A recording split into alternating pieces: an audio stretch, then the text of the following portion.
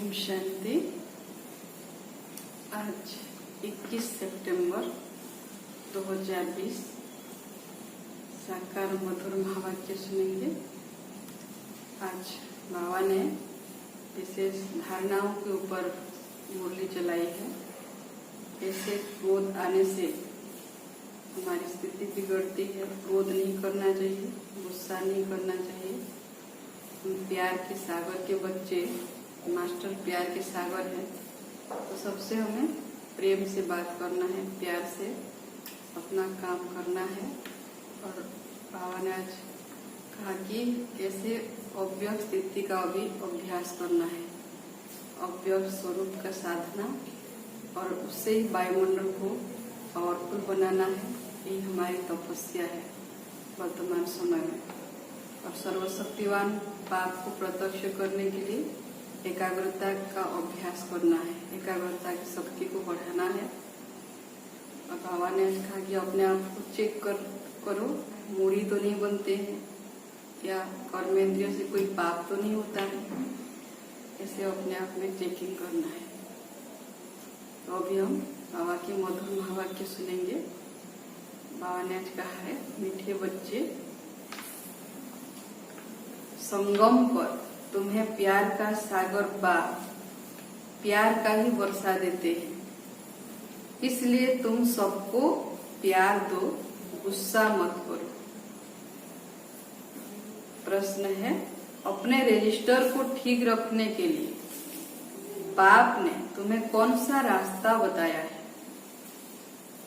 अपना रजिस्टर ठीक रखने के लिए बाप ने तुम्हें कौन सा रास्ता बताया है? बाबा उत्तर में कहते हैं, प्यार का ही रास्ता बाप तुम्हें बतलाते हैं, श्रीमत देते हैं।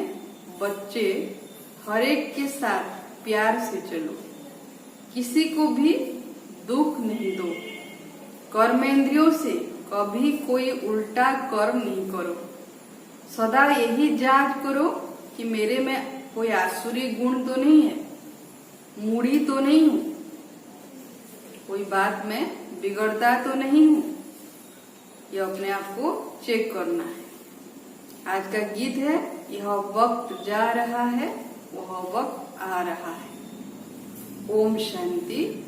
मीठे मीठे रूहानी बच्चों ने गीत सुना। दिन प्रतिदिन अपना घर अथवा मंजिल नजदीक होती जाती है। अभी घर जाने का समय हो गया है, तो दिन प्रतिदिन घर नजदीक दिखाई दे रहा है। अब जो कोई श्रीमत कहती है उसमें गफलत न करो। बाप का डायरेक्शन मिलता है कि सबको मैसेज पहुंचाओ। बच्चे जानते हैं लाखों करोड़ों को यह मैसेज देना है। फिर कोई समय आ भी जाएंगे, सबको बाबा का परिचय देना है। एक न एक दिन आएंगे जरूर। जब बहुत हो जाएंगे तो बहुतों को मैसेज देंगे। बाप का मैसेज मिलना तो सबको है। मैसेज है बहुत सहज, सिर्फ बोलो, अपने को आत्मा समझ, बाप को याद करो, और कोई भी कर्मेंद्रियों से मनसा वाचा कर्मणा कोई बुरा काम नहीं करना है। पहले मनसा में आता है, तब वाचा में आता है।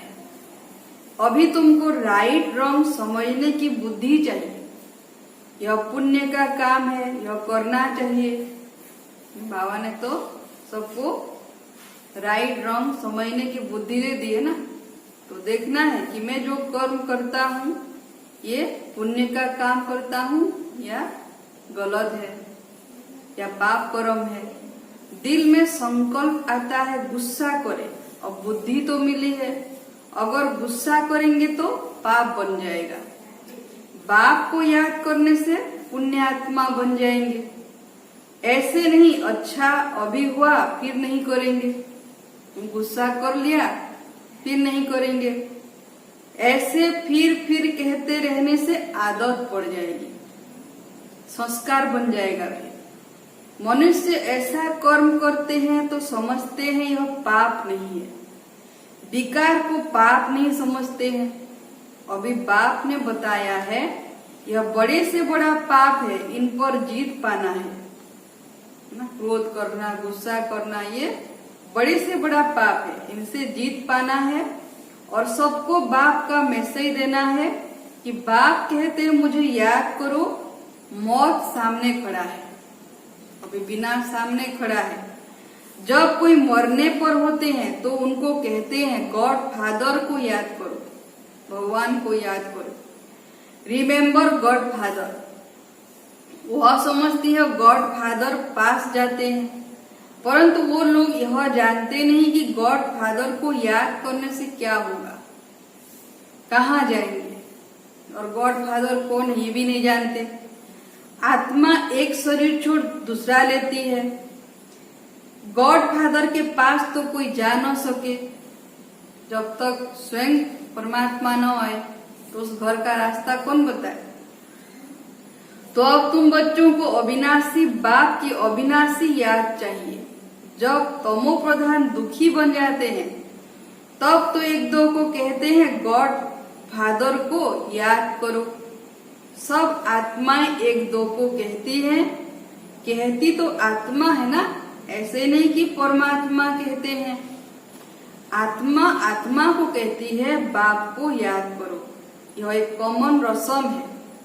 मरने समय ईश्वर को याद करते हैं। ईश्वर को याद करने के लिए या याद दिलाने के लिए गीता पढ़ते हैं, भागवत पढ़ते हैं, भजन कीर्तन करते हैं, है ना। ईश्वर का डर रहता है, समझते हैं अच्छे व बुरे कर्मों का फल ईश्वर ही देते हैं। बुरा कर्म करेंगे तो ईश्वर धर्मराज द्वारा बहुत सजा देंगे, इसलिए डर रहता है। बरोबर कर्मों की भोगना तो होती है ना। तुम बच्चे अभी कर्म अकर्म विकर्म की गति को समझते हो, जानते हो यह कर्म अकर्म हुआ। याद में रहो जो कर्म करते हैं वह अच्छे करते हैं।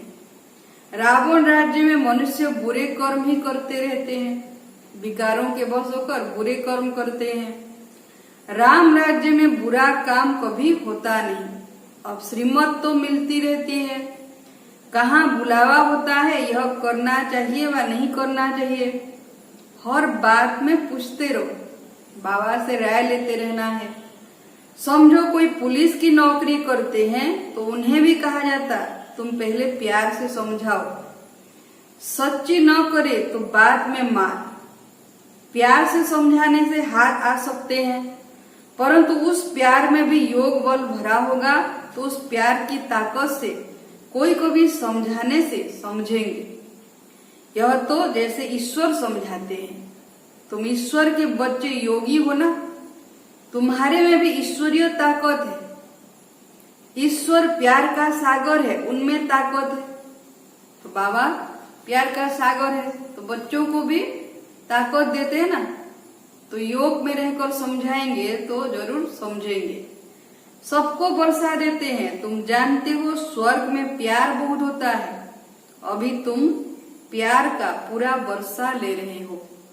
लेते लेते नंबरवार पुरुषार्थ करते करते प्यारे बन जाएंगे। बाप कहते हैं किसी को दुख नहीं देना है, किसी को भी दुख नहीं देना है, नहीं तो दुखी होकर मरेंगे। बाप प्यार का रास्ता बताते हैं। मनसा में आने से वह सकल में भी आ जाता है। अगर मन में किसी भी प्रकार का कोई क्रोध भावना आए तो जरूर फिर चेहरे पर आ जाता है। कहते ना चेहरा आईना है। कर्मेंद्रियों से कर लिया तो रजिस्टर खराब हो जाएगा। मनसा में आया फिर कर्मेंद्रियों से कर लिया तो रजिस्टर खराब हो जाएगा। देवताओं की चाल चलन का गायन करते हैं ना, इसलिए बाबा कहते हैं देवताओं की पुजारियों को समझाओ। वह महिमा गाते हैं, आप सर्वगुण संपन्न 16 कला संपूर्ण हो और अपनी चाल चलन भी सुनाते हैं। तो उनको समझाओ तुम ऐसे थे अब नहीं हो, फिर होंगे जरूर। अपने को नीच अधम पापी कहते और देवताओं को सर्वगुण संपन्न कहते रहते हैं। तो उनको समझाना है कि तुम भी ऐसे थे, अभी नहीं हो, फिर ऐसे बनोगे जरूर। तुमको ऐसा देवता बनना है तो अपनी चाल ऐसी रखो तो तुम यह बन जाएंगे। ऐसे समझाना है। अपनी जांच करनी, हम संपूर्ण निर्विकारी हैं, हमारे में कोई आसुरी गुण तो नहीं है, कोई बात में बिगड़ता तो नहीं हूं, मूढ़ी तो नहीं बनता हूं। अनेक बार तुमने पुरुषार्थ किया है, आप कहते तुमको ऐसा बनना है, बनाने वाला भी हाजिर है, स्वयं भगवान आए हैं बनाने के लिए। कहते हैं कल्प कल्प तुमको ऐसा बनाता हूं। कल पहले जिन्होंने ज्ञान लिया है वो जरूर आकर लेंगे। पुरुषार्थ भी कराया जाता है और बेफिक्र भी रहते हैं। ड्रामा की नूंद ऐसी है, कोई कहते हैं ड्रामा में नूंद होगी तो जरूर करेंगे, अच्छा चार्ट होगा तो ड्रामा कराएगा। ऐसे भी बच्चे होते हैं जो कहते हैं कि ड्रामा में होगा तो करेंगे, भाग्य में होगा तो हो जाएगा। समझा जाता है उनकी तकदीर में नहीं है। पहले पहले भी एक ऐसे बिगड़ा था, तकदीर में नहीं था, बोला ड्रामा में होगा तो ड्रामा हमको पुरुषार्थ कराएगा, बस छोड़ दिया। अब साकार बाबा के समय में ऐसे कोई बच्चे होंगे जो बाबा इनका उदाहरण दे रहे हैं कि पहले पहले भी एक ऐसे बिगड़ा था, तकदीर में नहीं था, भाग्य में नहीं था, तो बोला ड्रामा में होगा तो ड्रामा हमको कराएगा, बस छोड़ दिया। फिर ऐसे तुमको भी बहुत मिलते हैं। तुम्हारा एम ऑब्जेक्ट तो यह खड़ा है, लक्ष्य तो सबको बाबा ने दिया है, लक्ष्मीनारायण जैसा बनना है, संपूर्ण संपन्न बनना है। बैच तो तुम्हारे पास है, जैसे अपना पोतामेल देखते हो तो बैच को भी देखो, अपनी चाल चलन को भी देखो।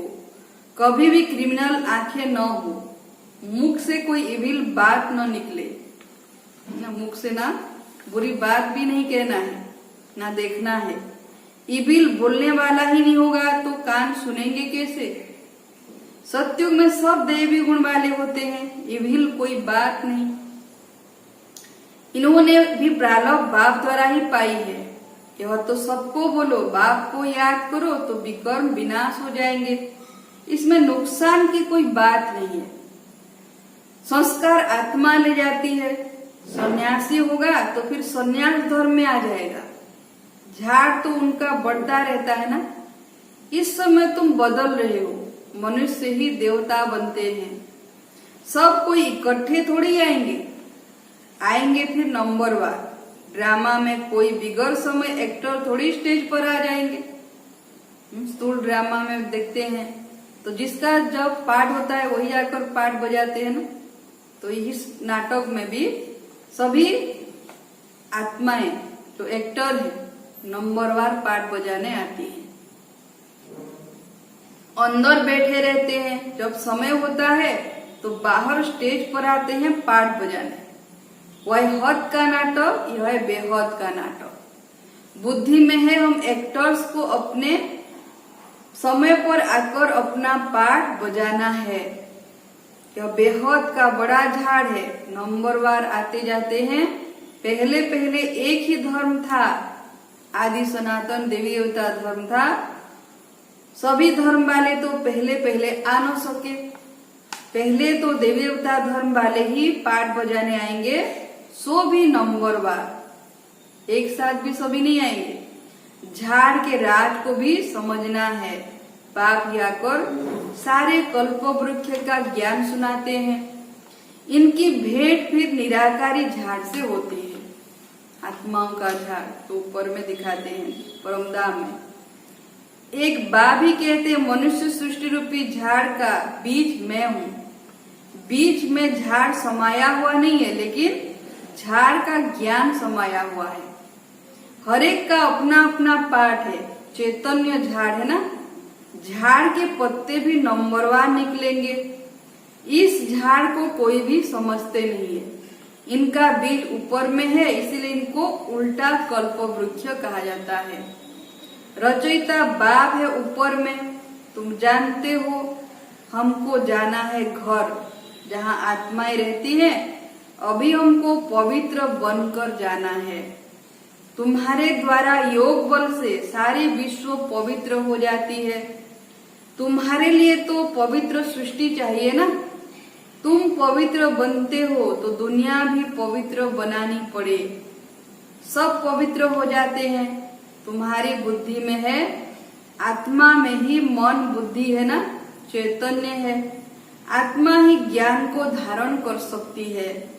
तो मीठे मीठे बच्चों को यह सारा राज बुद्धि में होना चाहिए, कैसे हम पुनर्जन्म लेते हैं। 84 का चक्र तुम्हारा पूरा होता है तो सबका पूरा होता है, सब पावन बन जाते हैं। यह अनादि बना हुआ ड्रामा है, एक सेकेंड भी ठहरता नहीं है। सेकेंड बाय सेकेंड जो कुछ होता है सो फिर कल्प बाद होगा। हर एक आत्मा में अविनाशी पाठ भरा हुआ है। वह एक्टर्स करके 2-4 घंटे का पाठ बजाते हैं। यह तो आत्मा को नेचुरल पाठ मिला हुआ है, तो बच्चों को कितनी खुशी होनी चाहिए। अतीन्द्रिय सुख अभी संगम का ही गाया हुआ है। बाप आते हैं 21 जन्मों के लिए, हम सदा सुखी बनते हैं। खुशी की बात है ना। जो अच्छी रीति समझते और समझाते हैं वह सर्विस पर लगे रहते हैं। कोई बच्चे खुद ही अगर क्रोधी हैं तो दूसरे में भी प्रवेशता हो जाती है। ताली 2 हाथ से बजती है, वहां ऐसे नहीं होता है।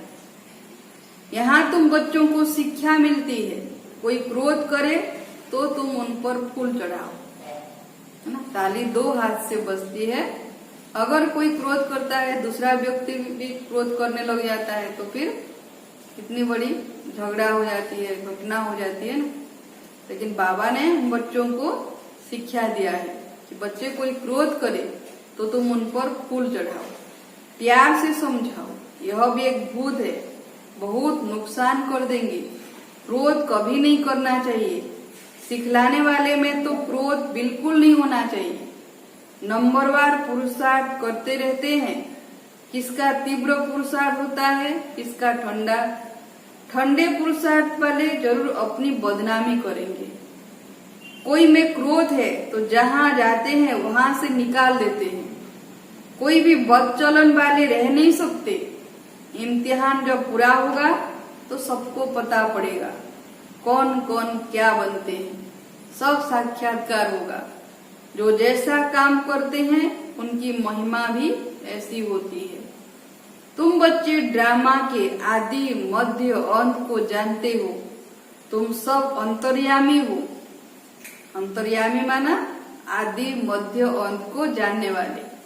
आत्मा अंदर में जानती है यह सृष्टि चक्र कैसे फिरता है। सारे सृष्टि के मनुष्यों की चाल चलन का, सब धर्मों का तुम्हें ज्ञान है। उनको कहा जाएगा अंतर्यामी। आत्मा को सब मालूम पड़ गया। ऐसे नहीं भगवान घट घट वासी है, उनको जानने की क्या दरकार है। भगवान तो सब जानता है। वो तो अभी भी कहते हैं जो जैसा पुरुषार्थ करेंगे ऐसा फल पाएंगे। मुझे जानने की क्या दरकार है। बाबा कहते हैं कि हर एक को अपने कर्मों का फल मिलना ही है, तो इसमें परमात्मा क्यों इंटरफेयर करेंगे। जो करता है उसकी सजा भी खुद पाएंगे। ऐसी चलन चलेंगे तो अधम गति को पाएंगे। पद बहुत कम हो जाएगा। उस स्कूल में तो नापास हो जाते हैं तो फिर दूसरे वर्ष पढ़ते हैं। यह पढ़ाई तो होती है कल्प कल्पांतर के लिए। अभी अगर नहीं सुधरे तो कल्प कल्पांतर के लिए घाटा पड़ जाएगा। अब न पढ़े तो कल्प कल्पांतर नहीं पढ़ेंगे। हर कल्प ऐसे फिर रिपीट होता रहेगा। ईश्वरीय लॉटरी तो पूरी लेनी चाहिए ना। यह बातें तुम बच्चे समझ सकते हो। इसलिए परिवर्तन अभी होना है, मुझे होना है, ये संकल्प कर ले। जब भारत सुख धाम होगा तब बाकी सब शांति धाम में होंगे। बच्चों को खुशी होनी चाहिए। अब हमारे सुख के दिन आते हैं। दीप माला के दिन नजदीक होते हैं तो कहते हैं ना बाकी इतने दिन है फिर नए कपड़े पहनेंगे। तुम भी कहते हो स्वर्ग आ रहा है, हम अपना श्रृंगार करें तो फिर स्वर्ग में अच्छा सुख पाएंगे। साहूकार को तो साहूकारी का नशा रहता है। मनुष्य बिल्कुल घोर नींद में है, फिर अचानक पता पड़ेगा यह तो सच कहते थे। अभी किसी को ज्ञान सुनाते हैं तो सुनते नहीं है, या फिर कहते हैं कि आपकी कल्पना है, या कहेंगे कि हाँ जाएंगे, बहाना मारते रहेंगे। लेकिन एक दिन सबको पता चलेगा यह तो सच कहते थे। सच को तब समझे जब सच का संग हो। तुम अभी सच के संग में हो, तुम सत बनते हो सत भाव द्वारा, वह सब असत्य बनते हैं असत्य द्वारा। अभी कॉन्ट्रैक्ट भी छपा रहे हैं कि भगवान क्या कहते हैं और मनुष्य क्या कहते हैं। मनुष्य मत क्या है और ईश्वरीय मत क्या है। मैगजीन में भी डाल सकते हो, आखिर विजय तो तुम्हारी ही है। जिन्होंने कल पहले पद पाया है वह जरूर पाएंगे। यह सर्टेन है, वहाँ अकाले मृत्यु होती नहीं, आयु भी बड़ी होती है। सतयुग में जब पवित्रता थी तो बड़ी आयु थी। पतित पावन परमात्मा बाप है तो जरूर उसने ही पावन बनाया होगा। कृष्ण की बात सोचती नहीं, कृष्ण तो पतित पावन हो न सके। पुरुषोत्तम संगम युग पर कृष्ण फिर कहाँ से आएगा। वही फीचर्स वाला मनुष्य तो फिर होता नहीं। श्री कृष्ण तो सतयुग का राजकुमार है, तो संगम युग में वो कैसे आएगा। 84 जन्म 84 फीचर्स हैं, 84 एक्टिविटी। यह बना बनाया खेल है। एक जन्म में एक शरीर एक ही फीचर्स, फिर दूसरे जन्म में फिर फीचर्स बदल जाते हैं, एक्टिविटी बदल जाती है, एक ना मिले दूसरे से। तो यह बना बनाया खेल है, उसमें फर्क नहीं पड़ सकता। ड्रामा कैसा वंडरफुल बना हुआ है। आत्मा छोटी बिंदी है, उसमें अनादि पाठ भरा हुआ है, इसको कुदरत कहा जाता है। मनुष्य सुनकर वंडर खाएंगे। सतयुग में दुख की बात होती नहीं, कलयुग में तो कितना दुख है, परंतु यह बातें समझने वाले नंबरवार हैं।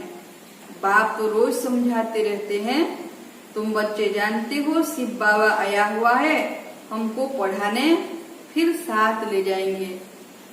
साथ में रहने वालों से भी बांधेलियां ज्यादा याद करती हैं, वह ऊंच पद पा सकती हैं।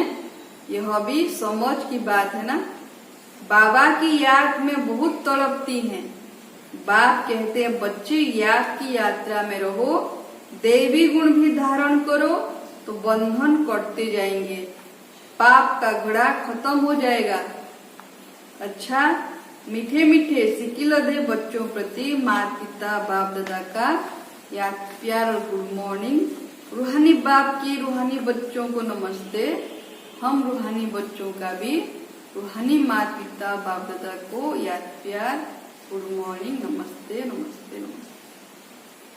आज धारणा के लिए मुख्य सार। पहला पॉइंट है अपनी चाल चलन देवताओं जैसी बनानी है। कोई भी इविल बोल मुख से नहीं बोलने हैं।